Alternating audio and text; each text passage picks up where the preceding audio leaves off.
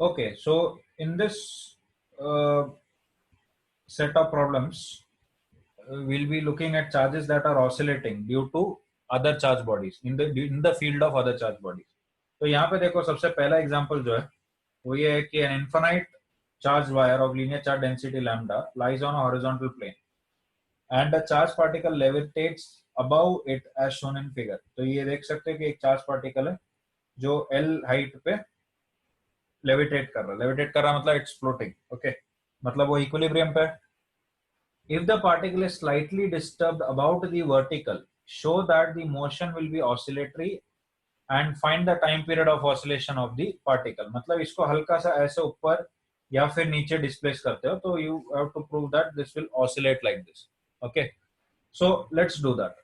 सबसे पहली बात तो ये है कि we need to assign some charge and mass to this particle. Let's say कि इस particle का charge है Q and इसका mass है M. And we know that since this is in equilibrium and देख सकते हैं gravity भी लग रहा है, so what are the forces acting on them? इस पे नीचे की तरफ क्या लग रहा होगा mg and इस पे ऊपर की तरफ क्या लग रहा होगा q into e लग रहा होगा. Now what is e? E is the field due to an infinite wire. Field due to infinite wire कितना होता है lambda by 2 pi epsilon naught into r. R का वैल्यू कितना है L. Okay, so first thing that we can write is कि mg will be equal to q lambda by 2 pi epsilon naught L. Okay, 2 lambda by इस तरह से लिख सकते हैं. Now let's say कि we displaced this particle by distance x. ऊपर उठा दिया इसको, ठीक है. तो इसको अगर मैंने ऊपर इधर ऐसा उठा दिया here, लेट्स से मैंने यहाँ पे इसको ऊपर उठा दिया तो इस पे अभी ऊपर की तरफ फोर्स क्या लग रहा होगा? ऊपर की तरफ फोर्स क्या लग रहा होगा? It is going to be q into E prime. E prime का वैल्यू क्या लिख सकता हूं? I can write it as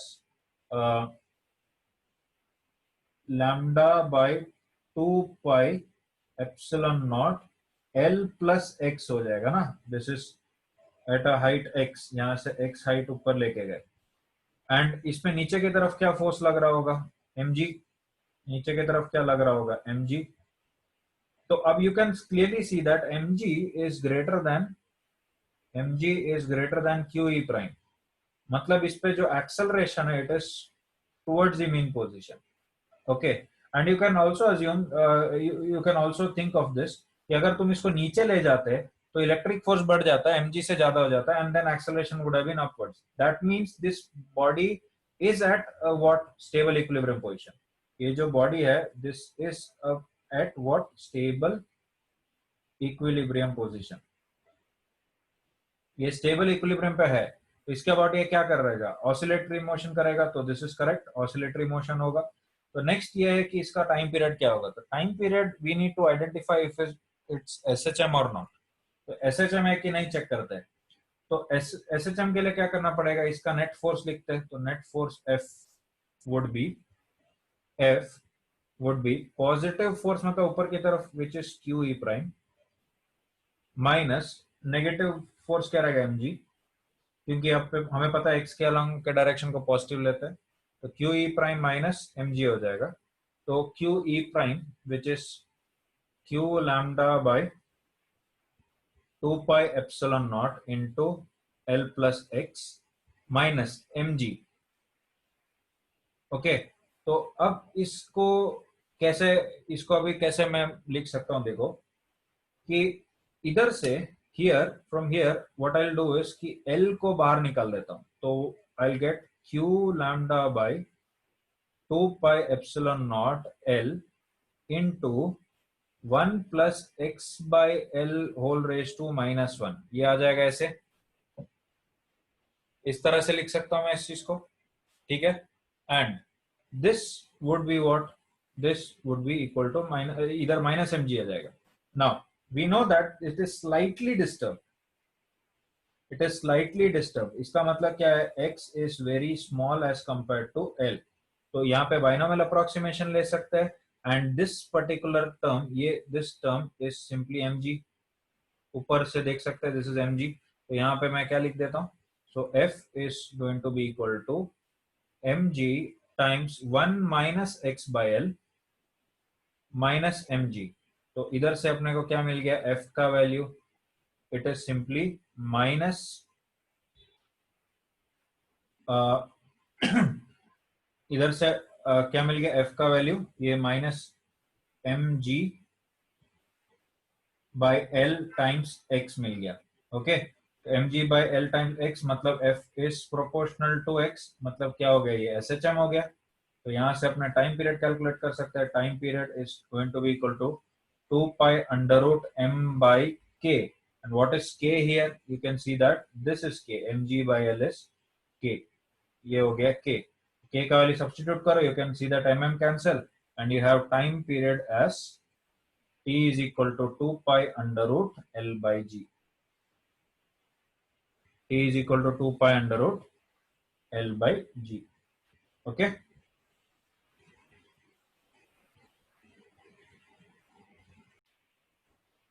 Okay, so the next question is, a ring carrying a charge capital Q is uniformly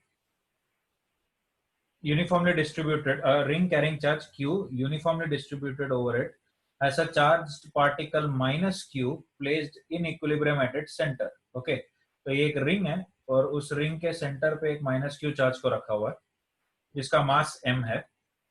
ring का radius कितना दे रखा है, r. If the particle is slightly disturbed about the axis of the ring, show that the motion will be oscillatory and find the time period of oscillation. Okay. So let's say कि see, this is the axis. This is the axis. तो अगर इस particle को मैं हल्का से यहां displace कर देता हूं, लेट से x डिस्प्लेस किया, x डिस्टेंस से डिस्प्लेस किया मैंने. ओके, एक मिनट.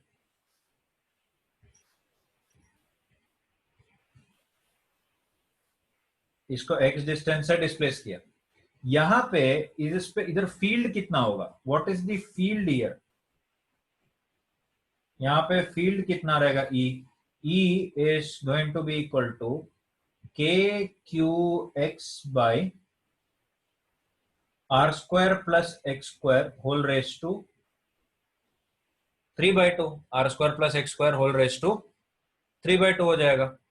तो अगर इलेक्ट्रिक फील्ड इस तरफ है तो इस पे फोर्स किस तरफ लगेगा, इस पे फोर्स लगेगा इस तरफ, क्योंकि this is minus charge, negative charge है ना, ये माइनस क्यू है. तो माइनस क्यू पे फोर्स कितना रहेगा, this is going to be equal to minus q into e, मतलब मैग्नीट्यूड में क्यू ई. ऑलराइट, तो there is no other force, only this one. तो इधर से F का वैल्यू क्या लिख सकता हूं, F is equal to negative q E. ये माइनस साइन क्यू है बिकॉज x के डायरेक्शन को पॉजिटिव लेते हैं, तो माइनस क्यू ई मतलब कितना आ गया, माइनस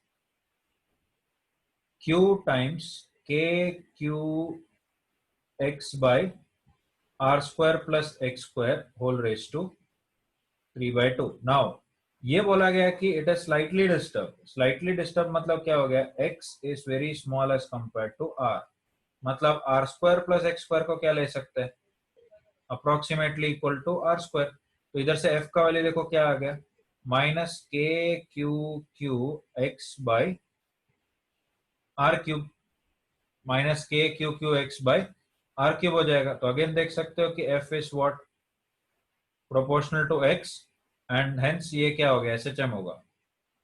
तो ये ऑसिलेटरी मोशन तो है, SHM भी है. तो अभी टाइम पीरियड के लिए क्या रहेगा, simply t is equal to 2 pi under root m by k. और k मतलब दिस इज नॉट और इलेक्ट्रोस्टैटिक कांस्टेंट, ये अपना ऑसिलेशन कांस्टेंट है विच इज दिस वन. इसको अपने को k लेना पड़ेगा. तो वो k का वैल्यू इसमें सब्स्टिट्यूट कर दो. तो what do you have, time period is equal to 2 pi under root mr cube by kqqq. Okay, so that is the time period of oscillation of the particle.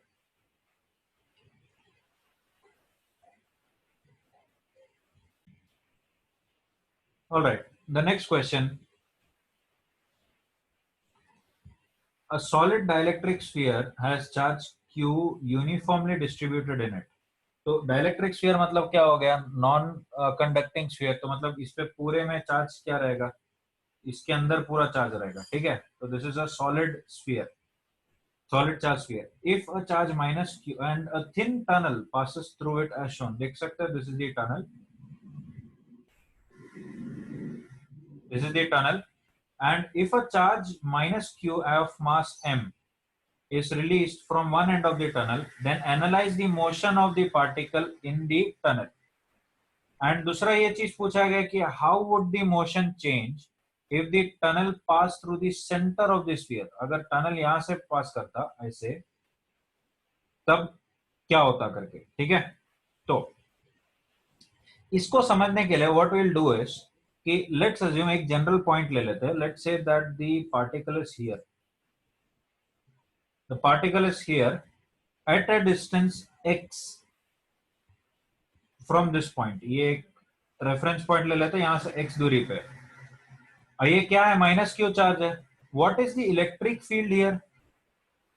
इधर electric field क्या रहेगा? Electric field देखो, if you look at this point is inside the sphere, so electric field would be along this direction. देख सकते हैं, it is going to be along this direction and this is going to be the electric field.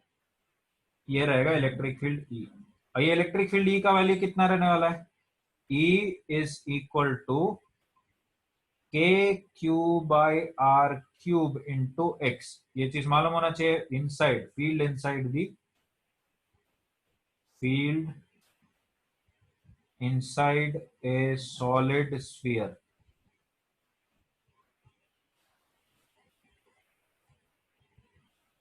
Okay, now okay, sorry, I'm sorry about this one. ये x नहीं, here it should be, let's say this distance is r, इस distance को r ले लेते हो, तो यहाँ पे क्या आ जाएगा? r आ जाएगा. तो k q, ये r दूरी पे कितना फील्ड रहने वाला है? इतना रहेगा. अगर यहाँ पे फील्ड ऐसा है, दिस चार्ज इज नेगेटिव, मतलब इस पे फोर्स किस तरफ लगने वाला है? The force will act along this direction. देख सकते हैं, this direction. This is going to be the force. ये हो गया अपना फोर्स F एंड ये मैंने डिस्टेंस को क्या ले लिया? This distance is R. Okay, अगर ये फोर्स F है तो देख सकते हैं कि ये, if I draw the FBD of this particle, इस पार्टिकल का FBD बनाओ, तो इस पार्टिकल पे यहां पे क्या फोर्स लग रहा है? देखो, like this force is F and there will be a normal reaction ना, इधर टकराने की वजह से एक normal reaction रहेगा. So the normal reaction is like this. Now this normal reaction is always perpendicular to this tunnel, मतलब उसका कोई इफेक्ट है ही नहीं टनल पे इसका मूव करने का. तो यहाँ पे ये जो F है, इस F का जो कंपोनेंट रहेगा along the tunnel, which is simply what, let's say this angle is theta, so it is going to be F cos theta, right? This angle, let's say कि ये एंगल क्या है? Theta. तो ये F cos theta हो गया, है ना? तो F cos थीटा के वजह से ये ऑसिलेट करेगा, राइट? तो what is this F cos theta? कितना आ जाएगा? देखो, F का वैल्यू कितना हो गया by the way? What is the value of F? F is equal to small q times E, which is k q q r by r cube हो जाएगा. That is the force. ये force का value हो गया. Now इसके वजह से जो फोर्स अलोंग द टनल क्या रहेगा? Force along the tunnel, force along the tunnel is going to be F cos theta, which is equal to what? Which is equal to k q q r cos theta by capital R cube. Now what is r cos theta? Can you see that r cos theta is equal to x? तो इसका value कितना हो गया? k q q x by r cube. That means net force on the particle, net force on the particle, net force on the particle will be equal to what? F prime ले लेता हूं, minus k q q x by r cube. ये negative sign क्यों है? क्योंकि x के direction को positive लेता हूं, तो ये डायरेक्शन क्या हो जाएगा? नेगेटिव हो जाएगा. समझ गया ना? तो k minus k q q by x, that means यहां से क्या लिख सकते हैं अपने, f is proportional to x, मतलब क्या, ये एस एच एम हुआ। नाउ दी, इसके वजह से अपने को क्या मिल गया, ये एस एच एम मिल गया। नाउ हियर्स द पॉइंट, ध्यान से सुनना, I have not taken the assumption that x is small. X can be any value. X can be maximum कितना, ये टनल का width, मतलब जैसे इस टनल को एंटर करता है, इस पे फोर्स इतना लगने वाला है, इतना लगने वाला, which is proportional, force would be proportional to x। इसका मतलब as soon as the particle enters the tunnel it is going to execute simple harmonic motion। ठीक है, तो यहां से टाइम पीरियड ऑफ ऑसिलेशन क्या रहेगा, it is going to be 2 pi under root ये m बाई के, मतलब कितना हो गया, m r by k q q, sorry m r cube by k q q, ये इसका टाइम पीरियड ऑफ ऑसिलेशन रहेगा। ठीक है, this is going to be the time period of oscillation. अब as I said that it doesn't matter that x should be x could be small, x could be large, it doesn't matter, it would still be executing SHM। And you could also see one more point, that this time period, or in fact this force is F and time period are independent of position of tunnel।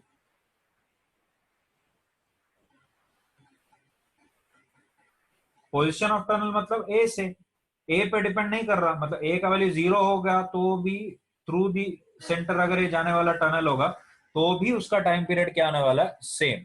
समझ गए? So if the tunnel passes through the centre of the sphere, the motion would be same, same motion, the motion is going to be same। I hope you have understood this।